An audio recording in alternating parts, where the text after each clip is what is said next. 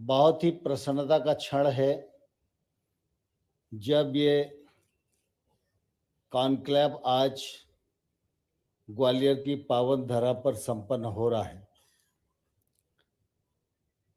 मैं ग्वालियर का नागरिक हूं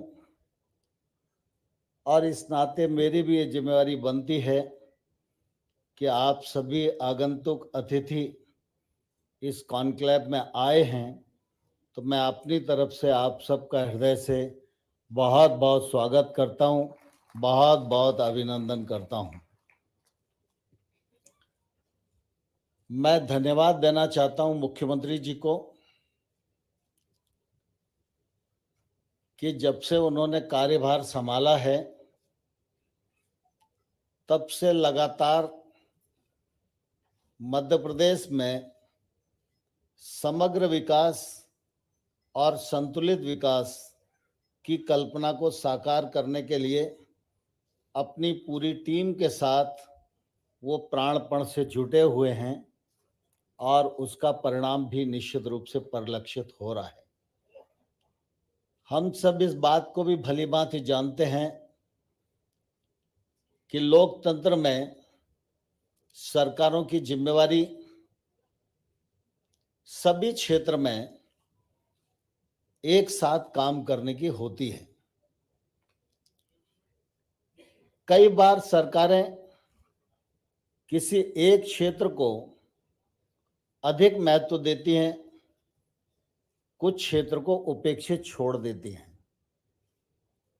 ऐसा अनेक बार सरकारों के माध्यम से देश में और राज्य में हुआ है, लेकिन मैं बहुत प्रसन्नता से इस बात को गौरव के साथ कह रहा हूं कि डॉक्टर मोहन यादव जी जहां एक और गांव, गरीब, किसान, महिला, दलित, नौजवान के साथ अधोसंरचना विकास की चिंता कर रहे हैं, वहीं उनकी कोशिश है कि हमारा राज्य उद्योग और व्यवसाय के क्षेत्र में भी आगे बढ़े। यह इसलिए भी आवश्यक है कि उद्योग और व्यवसाय बढ़ता है तो अर्थव्यवस्था को बल मिलता है, लेकिन साथ ही साथ रोजगार के अवसर भी बढ़ते हैं। रोजगार का सृजन वर्तमान परिवेश की बड़ी चुनौती है और इस चुनौती को मध्य प्रदेश की सरकार ने स्वीकार भी किया और इस चुनौती से समाधान की तरफ जाने के लिए अनेक प्रकार के उपाय उनके द्वारा एक अल्पकाल में संपन्न किए गए। यह मेरे लिए और आप सबके लिए निश्चित रूप से प्रसन्नता की बात है। जब समग्र विकास और संतुलित विकास की बात सामने आती है तो निश्चित रूप से समग्रता में ध्यान रखते हुए संतुलन को बनाए रखना यह आवश्यक होता है। और जब उद्योग और व्यवसाय के क्षेत्र में उन्होंने विचार किया तो सिर्फ इतना ही नहीं सोचा कि जहां अधिक सुविधाएं हैं वहीं पर इंडस्ट्री के लिए कॉन्क्लेव आयोजित किया जाए। प्राथमिक रूप से उन्होंने रचना की तो उज्जैन को भी, रीवा को भी, जबलपुर को भी, सागर को भी और उसके साथ साथ ग्वालियर को भी चयन में स्थान दिया। इसके लिए मैं मुख्यमंत्री जी का हृदय से बहुत बहुत धन्यवाद देता हूं। हम सब इस बात को भलीभांति जानते हैं कि एक कालखंड ऐसा था कि कोई भी उद्योग लगाना या कोई भी आजीविका का साधन खड़ा करना ये अपने और अपने परिवार की आजीविका के लिए ही जरूरी होता था। लेकिन आज परिवेश बदला हुआ है। प्रधानमंत्री नरेंद्र मोदी जी के विश्वव्यापी नेतृत्व के कारण आज हम पूरी दुनिया में अपनी साख बढ़ाने में लगे हुए हैं। विगत 10 वर्षों में मोदी जी के नेतृत्व में अर्थव्यवस्था को बल प्रदान किया गया है, विकास में समग्रता को अपनाया गया है और हर गरीब आदमी की आमदनी बढ़े और उसके घर में खुशहाली आए, इस दिशा में उन्होंने प्रयत्न प्रारंभ किए। उसी का परिणाम है कि 2014 में जब मोदी जी ने काम संभाला था, तब हमारा देश दुनिया में 11वीं अर्थव्यवस्था में आता था। 10 साल काम करने के बाद आज भारत दुनिया की 5वीं अर्थव्यवस्था है और आने वाले 5 वर्ष के इस कार्यकाल में भारत तीसरी दुनिया की अर्थव्यवस्था बने, इस संकल्प के साथ और इस दृष्टिकोण के साथ प्रधानमंत्री जी काम कर रहे हैं। प्रधानमंत्री जी के इस व्यापक दृष्टिकोण को अमली जामा पहनाने के लिए हमारे मुख्यमंत्री डॉक्टर मोहन यादव जी आज पूरे प्रदेश में प्राणपण से जुटे हुए हैं।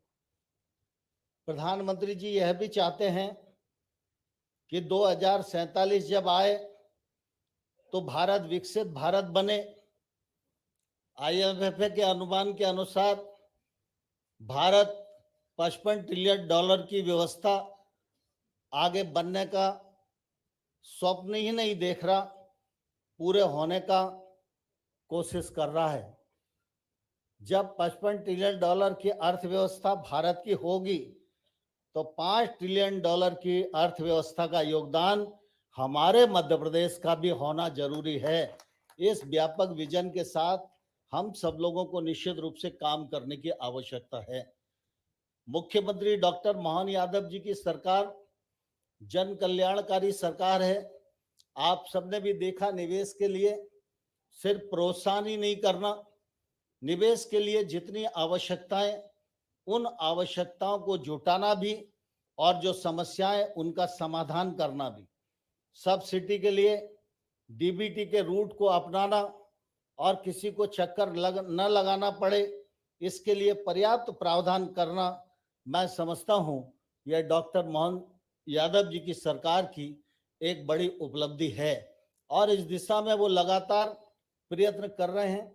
आज हम लोगों ने देखा हर जिले में निवेश प्रोत्साहन केंद्र, ये परिकल्पना इस बात का परिचायक है कि सरकार कितनी दिली कामना के साथ निवेश को आमंत्रित करना चाहती है। आज मुझे प्रसन्नता है कि ग्वालियर में कॉन्क्लेव हो रहा है।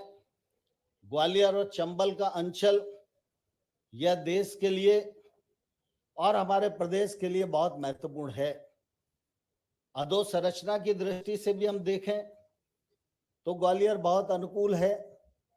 आवागमन के साधनों की दृष्टि से देखें तो ग्वालियर बहुत अनुकूल है। कृषि की दृष्टि से देखें, खनिज संपदा की दृष्टि से देखें, मानव संसाधन की दृष्टि से देखें और अगर इंडस्ट्री की दृष्टि से भी हम देखेंगे तो मैं समझता हूं Malanpur industrial area, Bamor industrial area और पुराने तमाम सारे इंडस्ट्रियल एरिया हैं जो पहले से काम कर रहे हैं, आज वो निश्चित रूप से चरम पर पहुंच गए हैं और आज भी ग्वालियर और चंबल संभाग के इन 8 जिलों में निवेश की अपार संभावनाएं हैं। आज हमारे मित्रों ने हमारे ग्वालियर संभाग में निवेश करने की घोषणा की है। मैं उनको भी हृदय से धन्यवाद देना चाहता हूं और मुझे लगता है कि इस कॉन्क्लेव में जितने लोग आए हैं वो सभी लोग जब बातचीत करेंगे तो यह निवेश का आंकड़ा निश्चित रूप से और बढ़ेगा। यह कॉन्क्लेव सफलता के सोपान तक पहुंचे, इसके लिए मेरी बहुत शुभकामनाएं हैं। आप सब लोग आगे बढ़िए, सरकार आपके साथ खड़ी हुई है। आप जितना आगे बढ़ेंगे, सरकार 2 कदम आपके साथ आगे बढ़ेगी और निश्चित रूप से हम इस अंचल की अर्थव्यवस्था को बल देने में सफल होंगे। और इस क्षेत्र में जो रोजगार की चुनौती खड़ी हुई है, उस चुनौती का भी समाधान करने में डॉक्टर मोहन यादव जी के नेतृत्व में हम सफल होंगे। इस अवसर पर मैं माननीय मुख्यमंत्री जी का हृदय से स्वागत करते हुए पुनः आप सबको इस कार्यक्रम में सम्मिलित होने के लिए बहुत बहुत धन्यवाद देता हूं। जय भारत। बहुत बहुत धन्यवाद माननीय मंत्री जी।